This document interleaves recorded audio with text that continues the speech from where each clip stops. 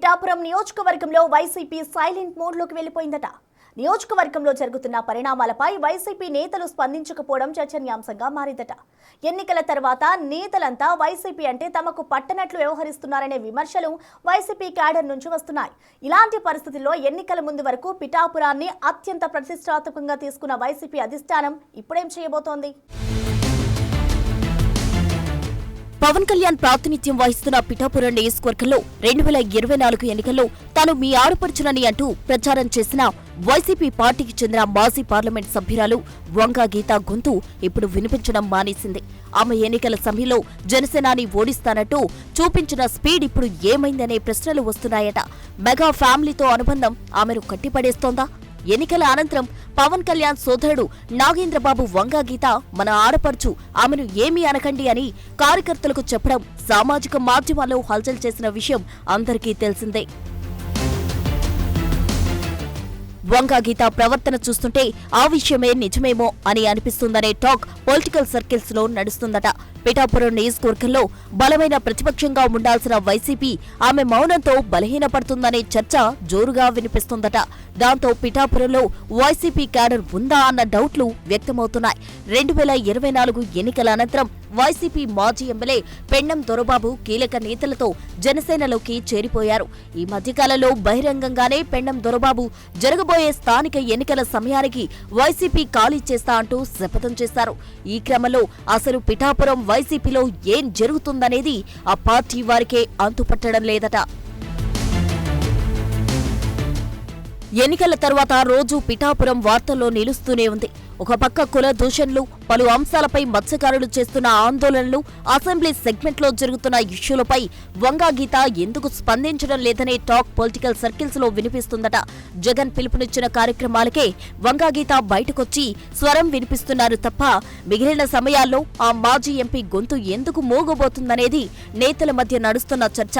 ప్రతి విషయం వార్తల్లోకి వచ్చి జరిగిన తప్పులను స్వయంగా పవన్ కళ్యాణ్ తెలుసుకుంటూ వాటికి దిద్దుబాటు చర్యలు చేపడుతున్నారు. ప్రతిపక్ష పార్టీ వైసీపీ మాత్రం ఎందుకు ప్రశ్నించడం లేదనే చర్చ నడుస్తోంది. ఇసుక అక్రమ రవాణాను పిఠాపురం తెలుగుదేశం పార్టీ ఇన్ఛార్జ్ వర్మ అడ్డుకున్నారు తప్ప వంగా గీత మాత్రం సైలెంట్ మోడ్లో ఉంటూ ఏం జరిగినా చూస్తూ ఉండిపోతుండడం చర్చనీయాంశంగా మారింది. వైసీపీ నుండి కాకినాడలో జరిగే కార్యక్రమాలకు హాజరై కూటమి ప్రభుత్వంపై వ్యతిరేకంగా మాట్లాడుతున్న వంగా గీత పిఠాపురంలో మాత్రం అంతంత మాత్రంగానే వ్యవహరిస్తున్నారట.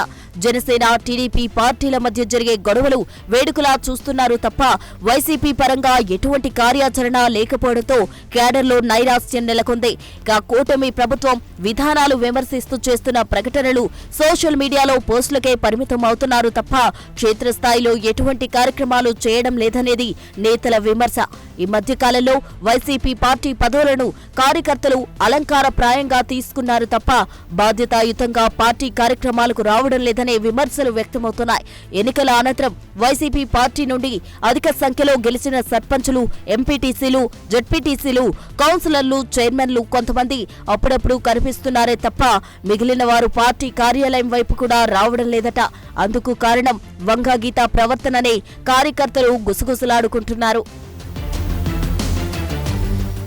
అన్ని పార్టీలో చోటు చేసుకుంటున్న పరిణామాలతో పిఠాపురం రాజకీయం రోజురోజుకు వేడెక్కుతోంది. ముఖ్యంగా వైసీపీ ప్రతిపక్ష పాత్ర పోషించడంలో విఫలమైందంటూ పలువురు సొంత పార్టీ నేతలు అసంతృప్తి వ్యక్తం చేస్తున్నారట.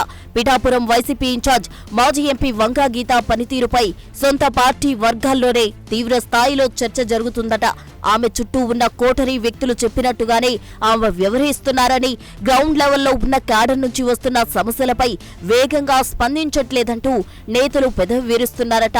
ప్రతిపక్షంలో ఉండి పోరాడాల్సిన వంగా గీత పెద్దగా ఎఫెక్ట్ చూపలేకపోతున్నారన్న బహిరంగ విమర్శలు వెల్లువెత్తుతున్నాయి. వంగా గీత ఇదే ధోరణిలో ముందుకు సాగితే నిజంగానే పిఠాపురంలో వైసీపీ ఖాళీ అయ్యే ప్రమాదం ఉందనే చర్చ నడుస్తుందట.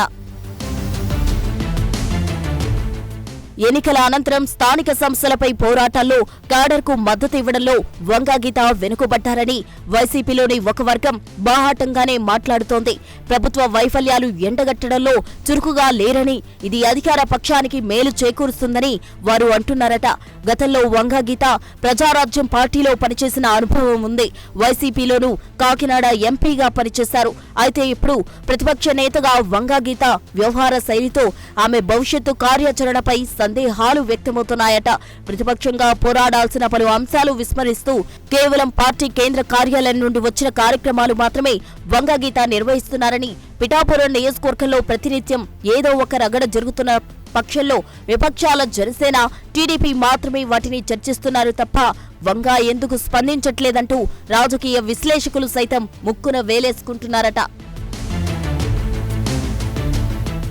మొత్తానికి వంగాగీత మౌనం వెనుక రీజన్ ఏంటి అనే చర్చ రాజకీయ వర్గాల్లో హాట్ టాపిక్ గా మారింది. వంగాగీత పార్టీ మారే అవకాశం కోసం ఎదురు చూస్తున్నారా, లేదంటే మరేమైనా బలమైన కారణాలు ఉన్నాయా, కుల సమీకరణాలు అడ్డు వస్తున్నాయా వంటి ప్రశ్నలు వైసీపీ కేడర్ను నిత్యం వేధిస్తున్నాయట. పిఠాపురంలో వైసీపీ నాయకత్వం తీరుతో కింది స్థాయిలోని కేడర్ గందరగోళంలో పడి ఏమి చేయాలో దిక్కుతోచని పరిస్థితుల్లోకి వెళ్లిపోయిందట.